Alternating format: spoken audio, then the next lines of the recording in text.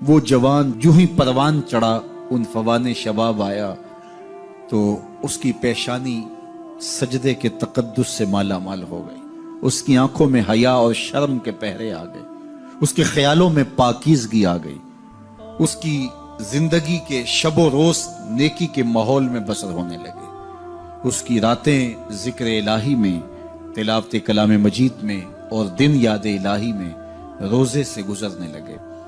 وہ جوان جس کی جوانی اللہ کی عبادت میں گزری، کیونکہ جوانی اگر عبادت میں گزر گئی تو بڑھاپا تو پر نور ہے ہی ہے۔ سب سے مشکل مرحلہ زندگی کا جوانی کا ہے۔ شیطان زیادہ ورغلاتا ہے کسی شخص کو جب وہ جوانی کے مرحلوں سے گزر رہا ہوتا ہے۔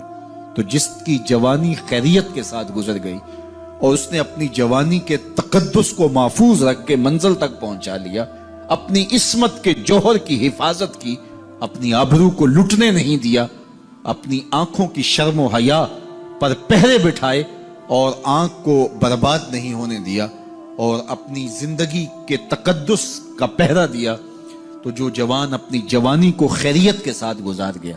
کسی نے کہا تھا نا، کتاب زیست کا ایک اور باب ختم ہوا، شباب ختم ہوا، ایک عذاب ختم ہوا۔ تو جوانی جس کی منزل تک پہنچ گئی خیریت کے ساتھ، عافیت کے سائے میں۔ مشکل تو بڑا ہے جوانی کو منزل تک لے جانا، خیریت کے ساتھ، داغدار نہ ہونے دینا، جوانی کے تقدس کو رسوا نہ ہونے دینا، عصمت کے جوہر پہ کالک نہ لگنے دینا، خواہشات کو غالب نہ آنے دینا۔ آسان کام تو نہیں ہے، مشکل کام ہے، لیکن اگر کوئی مشکل کاٹ گیا، جوانی کے تھوڑے سے ایام میں گزار گیا، اللہ اکبر۔ حضرت شیخ ختلی کہتے ہیں، داتا گنج بخش علی حجویری علیہ رحمہ کے مرشد ہیں، الدنیا یومن ولنا فیہا صومن۔ وہ کہتے ہیں دنیا ایک دن ہے، ہم روزہ رکھ کے گزار رہے ہیں۔ تو روزہ رکھ کے سارا دن گزر ہی جاتا ہے، دوپہر بھی آتی ہے گزر جاتی ہے، اور عصر کا وقت بھی آتا ہے گزر جاتا ہے، کھانے کا وقت بھی آتا ہے، چائے کا وقت بھی آتا ہے، سب کچھ ہوتا ہے لیکن گزر جاتا ہے، افطار تک بندہ پہنچ جاتا ہے۔ جس نے زندگی روزے کی طرح گزار دی، جس نے جوانی روزہ رکھ کے گزار دی، خواہشات کو بے قابو نہیں ہونے دیا، مشکل کام تھا لیکن اس نے مشکل کام کر دکھایا۔ اجر کتنا بڑا ہے، سنیے اللہ کے محبوب کی زبان سے سنیے۔ حضور نے ارشاد فرمایا جو سید ابو ہریرہ کے ذریعے سے ہمارے تک پہنچا، فرمایا قیامت کے دن جب سورج کا رخ سیدھا ہوگا، زمین تانبے کی ہوگی، لوگ پسینے میں شرابور ہوں گے، کوئی ٹخنوں تک پسینے میں، کوئی گھٹنوں تک، کوئی کمر تک، کسی کو پسینے کی لگام دی جائے گی، اور وہ پسینہ ایسے نہیں ہوگا جس طرح یہ پسینہ ہے، اتنا گرم ہوگا۔ ابن رجب حنبلی کہتے ہیں اس پسینے کا ایک قطرہ اگر احد پہاڑ پہ ڈال دیا جائے تو وہ پگھل جائے، اتنا گرم ہوگا، بدبودار اتنا ہوگا، ایک قطرہ دنیا پہ ڈال دیا جائے، انسان کیا جانوروں کے دماغ بھی پھٹ جائیں، اس پسینے میں لوگ شرابور ہوں گے۔ لیکن جس نے اپنی جوانی کو عافیت سے گزارا ہوگا، کل قیامت کے دن جب کوئی سایہ نہیں ہوگا، اللہ اس جوان پر اپنے عرش کا ٹھنڈا سایہ عطا فرمائے۔ وہ شخص جس کو کسی عورت نے دعوت گناہ دی اور وہ صاحب منصب تھی، صاحب جمال تھی، اور اس نے یہ کہہ کے یہ خواہش، یہ آرزو مسترد کر دی، انی خاف اللہ۔ اسی طرح کوئی عورت ہے تو اس نے اپنے تقدس کی حفاظت کی، اپنی آبرو پہ پہرا دیا اور کسی پیشکش کو ٹھکرا دیا، تو فرمایا قیامت کے دن جب کوئی سایہ نہیں ہوگا، اللہ اسے بھی اپنے عرش کا ٹھنڈا سایہ دے گا۔ کیسا سخت دن ہوگا، اور وہ کس اعزاز میں ہوگا، کس تکریم میں ہوگا۔ یہ تو 4 دن 10-20 سال ہیں، اور وہ 50,000 سال کا ایک دن۔ پھر اس کو اللہ کا شکر ادا کرنا ہوگا کہ اللہ تو نے کتنا کرم کیا میرے اوپر کہ میری جوانی خیریت اور عافیت سے گزری، اور آج اس کا تو کتنا بہتر صلہ مجھ کو دے رہا۔ انسان جب کوئی اچھی بات سنتا ہے تو انسان کی فطرت ہے کہ وہ آگے منتقل کرتا ہے۔ آج کل وہ شیئر کر دیتے ہیں نا، جو بات آئے تو آپ اس کو آگے بڑھاتے ہیں، دوستوں میں شیئر کر دیتے ہیں۔ تو یہ انسان کی فطرت سے افواہیں بھی اس لیے پھیلتی ہیں کہ جو بھی بات آپ سنتے ہیں فوری آپ کی کوشش ہوتی ہے کہ یہ سب سے پہلے دوستوں کو میں ہی بتاؤں۔ تو یہ انسانی فطرت ہے۔ تو جب افواہ اور ایسی چیز، کوئی غم کی خبر بھی ہو، کسی کی وفات کی خبر بھی ہو، تو اس وقت بھی انسان کی فطرت، سست سے سست آدمی بھی پھر جلدی جلدی فون کرتا ہے، آگے بڑھاتا ہے کہ فلاں سے ایک فوت ہو گیا۔ تو چونکہ یہ فطرت ہے، بات کو آگے بڑھانے کا شوق ہے انسان کے اندر رکھا ہے، اس سے چیزیں پھیلتی ہیں، اور پھر جو خیر کی خبر ہوگی یا خیر کی بات ہوگی تو اس کو تو آگے پھیلانے کا پھر ہمارا دین بھی ہمیں ترغیب دیتا ہے، جذبہ دلاتا ہے۔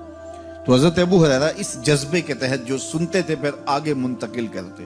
اب حضور کی بارگاہ سے اٹھ کے جاتے تو سب سے پہلے گھر جاتے اور سب سے پہلے اپنی ماں کو سناتے، اور ماں تھی کافرہ، وہ سننے کی بجائے، خوش ہونے کی بجائے سن کے وہ الٹا ناراض ہوتی اور کوئی نہ کوئی ایسی بات کر دیتی۔ سید ابو ہریرہ سے گوارا نہ ہوتا، ایک دن انہوں نے کوئی ایسی بات کر دی کہ حضرت سیدنا ابو ہریرہ رضی اللہ تعالیٰ عنہ نے فیصلہ کر لیا کہ آج ماں کو چھوڑ دینا ہے، کیونکہ میں یہ گوارا نہیں کرتا کہ میرے آقا کے بارے میں کوئی ایسا جملہ کوئی بولے۔ اور تھی گھر میں ماں ہی، بھائی بھی کوئی نہیں تھا، بہن بھی کوئی نہیں تھی، باپ بھی فوت ہو گئے تھے، شادی بھی نہیں ہوئی تھی، تو ماں ہی ماں گھر میں، اور ماں اور بیٹا اکٹھے رہتے ہو تو پھر محبت بھی مثالی ہوتی ہے۔ تو اب ماں ہی ایک رشتہ ہے مادی دنیا کے اوپر، تو حضرت ابو ہریرہ رضی اللہ تعالیٰ عنہ نے فیصلہ کر لیا کہ چھوڑ دینا ہے۔ چھوڑ کے گھر سے نکلے، لیکن دل ڈوب رہا ہے کہ ایک ہی تو رشتہ تھا وہ بھی گیا۔ افسردہ ہے، حضور کی خدمت میں پہنچے، دل و قلب و نگاہ کے مرشد اولین نے ابو ہریرہ کی اداسی دیکھی تو فرمایا ابو ہریرہ کیا بات ہے؟ تو حضرت ابو ہریرہ جس طرح بندہ پھٹ نہیں پڑتا، تو عرض کی حضور میری ماں کی ہدایت کی دعا کر دیجئے۔ ساری کہانی 2 لفظوں میں بیان کر دی، میری ماں کی ہدایت کی دعا کر دیجئے۔ حضور نے نہیں پوچھا کیا ہوا، کیا ماجرا ہوا، فوراً ہاتھ اٹھ گئے، اور لفظ کیا تھے؟ اللہم اہد ام ابی ہریرہ تھا، اے اللہ ابو ہریرہ کی ماں کو ہدایت دے دے۔ ادھر انہوں نے بے چینی سے یہ بات کہی، ادھر حضور کے ہاتھ اٹھے، پھر ان اٹھے ہوئے ہاتھوں کو خالی تو موڑا ہی نہیں جاتا۔ اجابت کا صحرا، عنایت کا جوڑا، دلہن بن کے نکلی دعائے محمد صلی اللہ علیہ وسلم۔ تو حضور علیہ السلام نے ہاتھ اٹھا دی، حضرت ابو ہریرہ نے دوڑ لگا دی۔ کسی نے پوچھا ابو ہریرہ آج بڑی جلدی ہے؟ کہا آج ہی تو دیکھنا چاہتا ہوں، گھر پہلے میں پہنچتا ہوں یا حضور کی دعا پہلے پہنچتا ہوں؟ جا کے دروازے کو دستک دی، اندر پانی کے کھنکنے کی آواز آ رہی تھی جس طرح کوئی غسل کر رہا ہو۔ آواز دی تو آواز آئی، بیٹا ابو ہریرہ ٹھہرو، میں بھی آئی۔ کہا لہجے سے سمجھ گیا اس میں محمد عربی کی دعا بول رہی ہے۔ تھوڑی دیر کے بعد میری ماں آئی، تازہ آثار وضو سے اور غسل کی وجہ سے ان کے جو ہے وہ بالوں سے قطرے ٹپک رہے تھے، اور لبوں پر میرے حضور کا کلمہ جاری تھا۔ اللہ اکبر، سیدنا ابو ہریرہ تیرے مقدر پہ قربان۔ ایک سفر میں حضور علیہ السلام اور اصحاب گامزن تھے کہ راستے میں قیام کیا، تو ایک قبیلے کی صلح کروانے کے لیے حضور علیہ السلام تشریف لے گئے۔ وہاں کچھ تاخیر ہو گئی تو صحابہ نے حضرت ابوبکر صدیق کو کہا کہ حضور رک گئے ہیں تو نماز کا وقت جا رہا ہے، آپ نماز پڑھا دیجیے۔ تو حضرت ابوبکر صدیق رضی اللہ تعالیٰ عنہ مصلی پہ کھڑے ہو گئے۔ اب نماز شروع ہوگی، ادھر سے حضور بھی فارغ ہو گئے، تو آقا کریم تشریف لائے۔ تو آقا کریم علیہ السلام جو ہی تشریف لائے تو صحابہ کی صفیں بندی ہوئی تھی، حضور کو دیکھا انہوں نے راستہ چھوڑ دیا، پیچھے سے لے کر کے مصلی تک صحابہ نے حالت نماز کے اندر حضور کے لیے راہ کشادہ کر۔ کاش کہ یہ حدیث سب لوگوں نے پڑھی ہوتی اور امت میں اتنے فرقے نہ بنتے، اور یہ سوچ کبھی نہ پنپتی کہ نبی کے خیال سے نماز ٹوٹتی ہے۔ یہاں تو راستے چھوڑے جا رہے ہیں، یہاں تو پروٹوکول دیا جا رہا ہے۔ اللہ اکبر، اور یہ حدیث کہیں چھپی نہیں ہے، بخاری کے اندر چھپی ہوئی۔ اللہ اکبر، آقا کریم علیہ السلام تشریف لائے تو صحابہ نے راستہ چھوڑنا شروع کر دیا، نماز بھی چل رہی ہے اور حضور کا راستہ بھی چھوڑ رہے ہیں۔ بالکل حضرت ابوبکر صدیق کے پیچھے آ کے حضور کھڑے ہو گئے۔ وابو بکر لا یلتفت یمینا ولا یسارا، جب آپ نماز پڑھتے تھے تو نہ دائیں دیکھتے نہ بائیں دیکھتے، پوری توجہ انہماک ہوتا۔ وہ اپنی کیفیات کے جہان میں ڈوبے تھے اور حضور آ کے پیچھے کھڑے ہو گئے۔ صحابہ نے اپنے ہاتھوں کی پشت پہ ہاتھ مارنے شروع کر دیے۔ مکعن و تصدیہ، قرآن نے تالی لگانا، سیٹی مارنا، یہ شیطانی اعمال ہیں، لیکن ہاتھ کی پشت پہ ہاتھ مار کے متنبع کرنا یہ مختلف مواقع کے اوپر یہ جائز ہے۔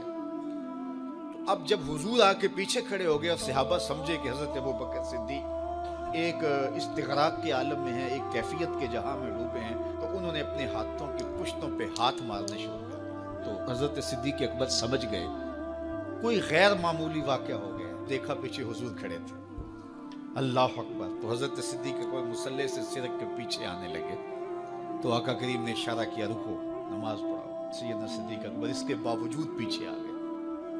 کبھی ہوتا ہے حکم اور کبھی ادب آگے ہوتا ہے، اللہ اکبر۔ حضرت سیدنا علی المرتضیٰ رضی اللہ تعالی عنہ کو کہا نا حضور نے صلح حدیبیہ کے موقع پہ صلح نامہ لکھوایا جا چکا تو لکھا یہ محمد رسول اللہ اور قریش کی جانب سے ہے۔ تو عروہ نے کہا اگر محمد رسول اللہ مان لیں ہم تو پھر لڑائی کس چیز کی ہے؟ تو اس لیے محمد رسول اللہ نہیں محمد بن عبداللہ لکھا جائے۔ تو وہ اس بات پہ بضد ہو گئے، اور اگر ایسا نہیں ہوتا تو معاہدہ ٹوٹ رہا تھا۔ تو حضور نے حضرت علی المرتضیٰ سے کہا کہ چلو رسول اللہ کا لفظ مٹا دو۔ عرض کی میں تو نہیں مٹاؤں گا، میں تو نہیں مٹاؤں گا، یہ نام میں تو نہیں مٹا سکتا۔ پھر حضور نے خود مٹایا۔ اب یہاں حضور نے کہا ابو بکر رکو، لیکن حضرت ابو بکر نہیں رکے، پیچھے آ گئے۔ اور پھر حضور خیر مصلی پہ گئے، نماز ہوئی، سلام پھرا تو حضرت ابو بکر صدیق رضی اللہ تعالیٰ عنہ کو حضور نے کہا ابو بکر جب میں نے کہا تھا تم رکے رہو تو تم کیوں پیچھے آئے؟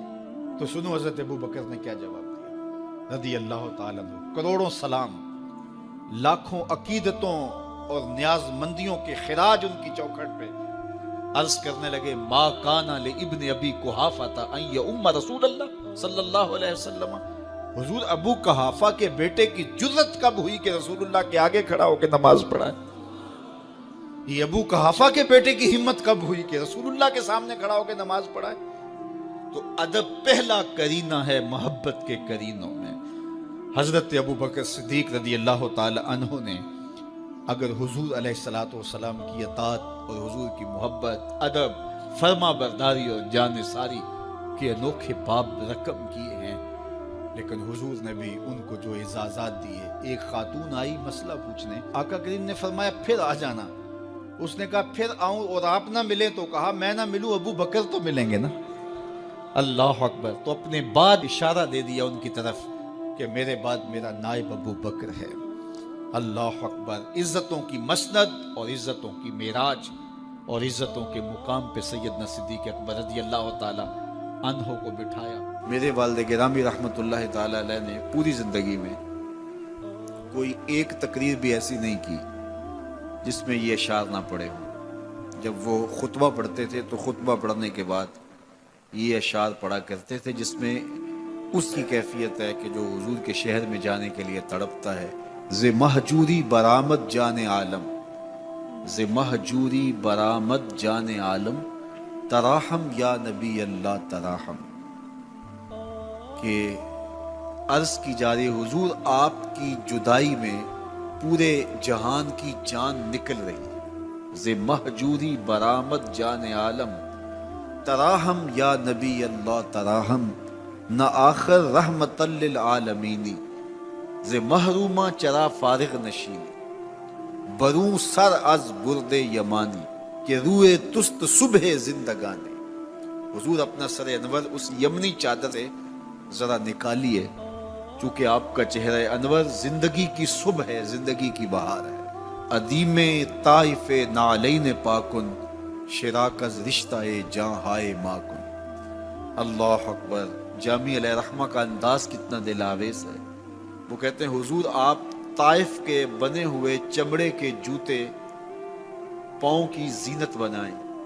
آپ جوتے جو پہنے وہ طائف کا مشہور چمڑا ہو اور اس کے بنے ہوئے۔ شراک از رشتہ جاں ہائے ماکن، اور اس کے اندر جو تسمے ڈالیں وہ جامی کی جان کے ڈالیں، جامی کے چمڑے کے نہیں، جامی کی جان کے تسمے ان نالین میں ڈالیں جو آپ طائف کے بنے ہوئے نالین زیب تن کریں۔ وہ ایک شاعر کہتا ہے عربی کا کہ یا لیتنی کنتو تربت ایبتکم فلتسمت نعالک ذاک کدی، کاش میں مولوی نہ ہوتا۔ وہ بہت بڑا شیخ الحدیث گزرا ہے، تو وہ کہتا ہے میں کاش شیخ الحدیث نہ ہوتا، میں مولوی نہ ہوتا، مدینے کی گلی کی مٹی ہوتا، حضور گزرتے تلووں کو چوم لیتا۔ چے باشد گر کنی سوئم نگاہے، ہمیشہ گر نہ باشد گاہے گاہے، نگاہے یا رسول اللہ نگاہے، صد ہزاراں جبریل اندر بشر، بہر حق سوئے غریبہ یک نظر، یا رسول اللہ انظر حالنا، یا حبیب اللہ اسما قالنا، اننی فی بحر غم مغرق خذ یدی ساحل لنا اشکالنا، یا صاحب الجمال و یا سید البشر من وجهک المنیر لقد نور القمر، لا يمكن الثناء كما كان حقه بعد از خدا بزرگ توئی قصہ مختصر۔ ساری کہانی آ کے یہی ختم ہوتی ہے۔ تو یہ میری اور آپ کی سعادت مندی ہے۔ اللہ کی توفیق سے آپ کے لیے اور آپ میرے لیے محبت اور دعا کے جذبات رکھتے ہیں، اور ہم ایک دوسرے کے لیے دعا گو ہیں کہ آج میں حاضر ہوا ہوں